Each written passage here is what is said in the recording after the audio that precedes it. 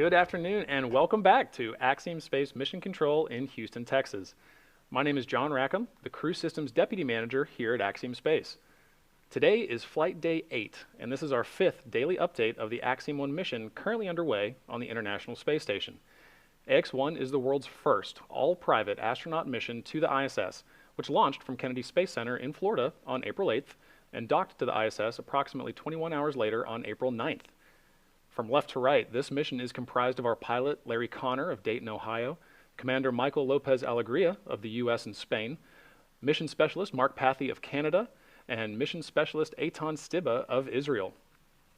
And over the last 6 days on station, their schedules have been full of outreach events, STEAM engagements, technology demonstrations, and research efforts in collaboration with principal investigators on the ground. One of the technology demonstrations that Axiom has helped manage is the Tesserae project, led by Dr. Ariel Ekblah with the Massachusetts Institute of Technology. They are making the final preparations today for a demonstration to be conducted over the weekend. Axiom Space's Jennifer Hernandez was able to chat with Dr. Ekblah earlier today. Here's that conversation. Dr. Ekblah, it's so good to see you. Good afternoon, and thank you for joining us. Hi, Jennifer. Thanks for having me. We're so excited to be part of the historic Ax-1 mission. So about that mission, so you have a project right now on the International Space Station called the Tesserae project. So the Ax-1 crew is helping facilitate this technology demonstration over the weekend. What would you like to share with us, both the scope of the project, but also the technology behind Tesserae? Absolutely. I actually brought a few demos with me this afternoon, so I can show you a little bit about the technology. The grand vision is to work on the future of space architecture. How can we build space stations, future space habitats bigger than the biggest rocket payload fairing that we currently have available? And the way that my research looks at doing this is through autonomous robotic self-assembly, where future tiles will click and snap into place. And the way that we do this, we're testing, this is the inside of a tile. We have 7 of these on station with Ax-1 right now. They have custom electropermanent magnets on the edges of the tile that allow these units to come together and dock autonomously. But there's also a lot of sensing and code and algorithmic work happening to let the tiles decide if they've done that accurately and then pulse off if they need to. So that's autonomous assembly and disassembly. That's incredible. And so our Ax-1 commander, Michael López-Alegría, he'll be, facilitating that, working it. What kind of data will he be collecting? What do you hope to see working through this? He will indeed, and we're so excited to have his time, a veteran astronaut and a leader, a commander of a really historic, fully private mission to ISS. So what he'll be doing for us is calibration first, making sure that the tiles are working as expected. Then we're going to do a free release of multiple tiles at once and see how the dynamics of the system evolve. How do different tiles come together and dock or undock as they need to? They're doing this completely on their own without a human in the loop. And then at the end, we're thrilled to have this opportunity with Axiom to actually do an aisleway test. So the tiles will be allowed outside of this containment chamber and able to proceed with another type of an experiment, again, for self-assembly and self-disassembly, all supervised by Mike LA. And what do you imagine you'll see in those 2 different scenarios? What are some of those differences that that could be revealed in the project? So part of what we're hoping to see is good first bonding, when the tiles actually come together exactly as they're supposed to and form the curvature of what would ultimately be a buckyball. So if we were flying 32 tiles, that would be the goal. We're flying a subset, but we can still see how these tiles are able to succeed or not succeed at forming a part of that shape. The second test would also be looking at error handling. So we expect, because it's a stochastic system, for the tiles to also bond incorrectly, and they need to be able to detect that on their own and correct for it. So we expect to see some bad bonds and some tiles popping off and pulsing away from each other as they self-correct. Really, what are some of the ways that you can see this technology being deployed in the future? My vision and long-term goal is for this to be a habitat infrastructure in the future, but we could also see this technology being useful for self-assembling satellites or reconfigurable satellites, and maybe in the future even for parabolic mirrors and for large-scale space telescopes. We're working with hexagon and pentagons, right, for our current Ax-1 mission, and these are shapes that are really relevant for lots of different structures in orbit, not just habitats. And so behind you, you have tesserae. And so can you tell us a little bit about what that means? It is a tortured acronym, but one that we love. It stands for the Tessellated Electromagnetic Space Structures for the Exploration of Reconfigurable Adaptive Environments. And this is really showing that we're leveraging electropermanent magnets and self-assembly and self-disassembly to build structures and disassemble them all within the same hardware. That's incredible. And so for viewers out there, how can we learn more about this project and more about the science and the data that so we can follow along? Absolutely. So this was my PhD research. I've since completed my PhD, but it's a really big team behind all of this work as well. As any spaceflight, payload developer knows, it takes a team to be able to get this far. So if viewers would like to learn more, we have a website about tesserae that you can find more on Axiom's website. I think it's linked to in your mission blog posts. We also have a YouTube video where you can see an artist's vision of the full concept of tesserae, how it would self-assemble in an orbit around Mars, for example. That's fantastic. I'm looking forward to it. Thank you so much for joining us today. Really exciting work, and congratulations. Thank you so much. Thanks for having me. We're looking forward to our mission tomorrow. Oh, that was fantastic to see. Well, joining me now is Jerry Matthew, one of the Axiom operations lead on this AX-1 mission. Jerry, thank you for joining me today. I know you've had a very busy day on console, so thank you for being with us today. Great to be here. Yeah, wonderful to have you. All right, well, before we jump in, tell me a little bit more about your role on this mission. So I'm a Axiom operations lead, Okay. or Axel, and we're basically in charge of the Axiom flight control team that's executing the AX-1 mission. Okay. So we make sure that everybody in the team is doing their jobs. We make sure the crew is doing well, and that all the science and research objectives are being met. Great, wonderful. So, how does that operations team really look, right? You said you're the Axiom operations lead. What does the rest of that team kind of look like, high level, and how do they ensure that the mission objectives are achieved? Yeah, sure. So we have a flight control position called Atom. Okay. And basically, the Atom takes care of all the timeline inputs and making sure the timeline looks good for the crew members, right? Okay. Every minute of their day is scheduled, and so we want to make sure that their time on station is used efficiently, and the Atom flight controller make sure that that happens. Okay. We also have a flight control position called Axis, and they're the stowage officer, and so they make sure that all the stowage that comes up on Crew Dragon gets put into the right location on ISS, that we keep track of all of that, and then when the crew is ready to depart, they gather all the items together, put it back on Dragon, make sure everything is analyzed and sent over to SpaceX and coordinated with SpaceX, and then it would be ready for us to return. Okay. And then we also have the Aero Consul, which is the Axiom Research Officer, and they're in charge of all the payload operations on during the AX-1 mission. Okay, so they're pretty busy this mission. Oh yeah, absolutely. Because of the large number of payloads that the crew has willingly supported for their mission, there's a lot for them to do, and they have a very important job to make sure that they coordinate between NASA ISS Flight Controller team, as well as POIC, which is the Payload Operations Center out at Marshall Space Flight Center, who is in charge of all payload operations on ISS, and then coordinating with those real-time teams, and then coordinating with the actual researchers, right? Okay. The payload investigators who want this science conducted on the ISS, and making sure that this is all in line with what the AX-1 crew wants to do and the science that they are interested in and want to accomplish on ISS. Okay.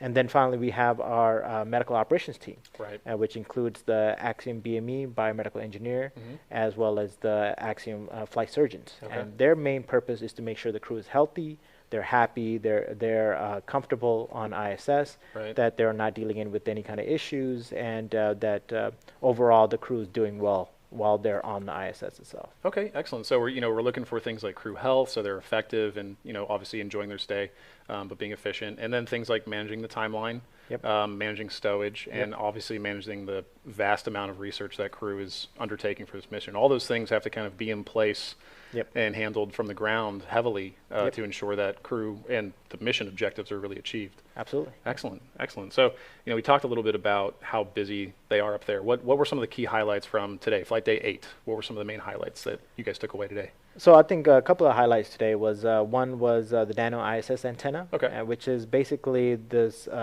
flexible antenna that can deploy and be put back together. Very cool. Yeah, and so the crew did that in a microgravity environment, and then they took a bunch of pictures to make sure that everything looks correct, that it deployed correctly, and that it can also be folded back correctly as well. Excellent. So repackaged too. Yeah, absolutely. Yeah. Very cool. And then the other part is the AstroRad vest that the crew I've heard of wore. this one, yeah. Yeah, and so basically what they do is they put on this radiation vest, and it helps them protect against radiation strikes, right?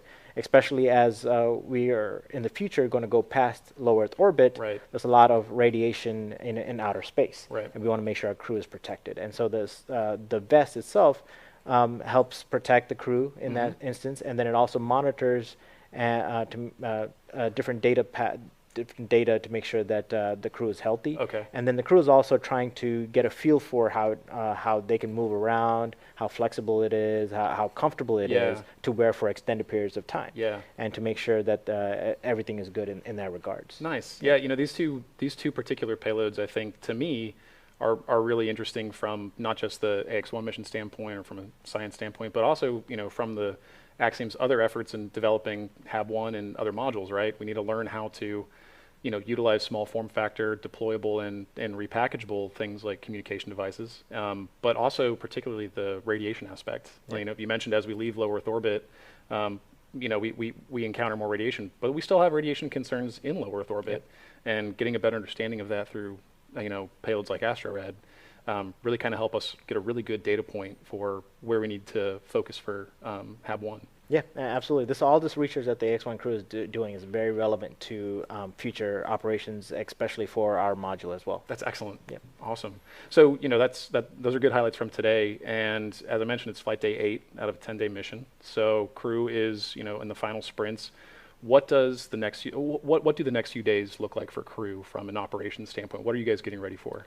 So basically, we're going into the weekend, but the crew itself, they're not actually taking any time off. They're going to be. That's right. It's a holiday weekend. And and they are fully invested in their research and all the media outreach, and so they're working hard. They only have 8 days on ISS, so they want to make sure they utilize it well.